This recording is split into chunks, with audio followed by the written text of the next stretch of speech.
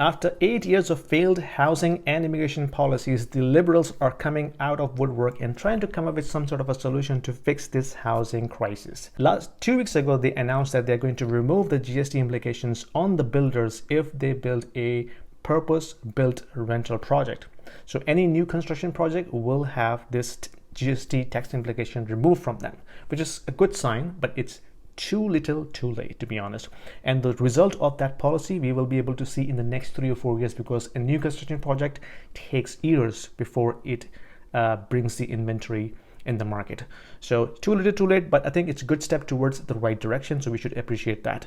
Today they announced that they are going to increase the capacity of CMHC to issue more uninsured mortgages. So let me explain you how it is going to work. So CMHC is a crown corporation, okay, government owned, government operated.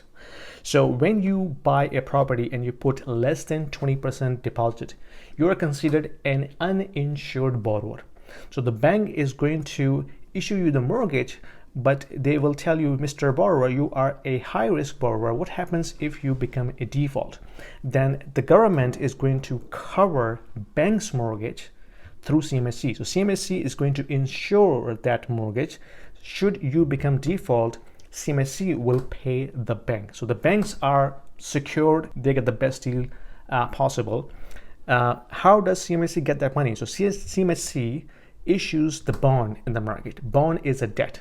So they borrow money, okay? Keep in mind, they borrow money from the investors in the market, and they use that money to fund the uninsured mortgages.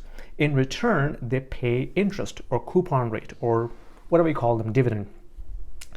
Who pays that dividend? It's the borrower. So when you buy CMHC insurance, if you're paying, let's say 5% or 10% deposit, you buy CMHC insurance, CMHC collect that money, take their cut, and then pay that money to the investors who purchase those bonds.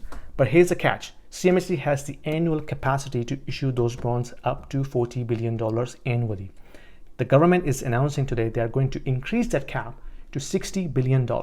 So that is going to increase the CMHC capacity to issue more debt, more bonds, to actually fund more first-time home buyers through the uninsured mortgages. So this is going to increase the demand, okay?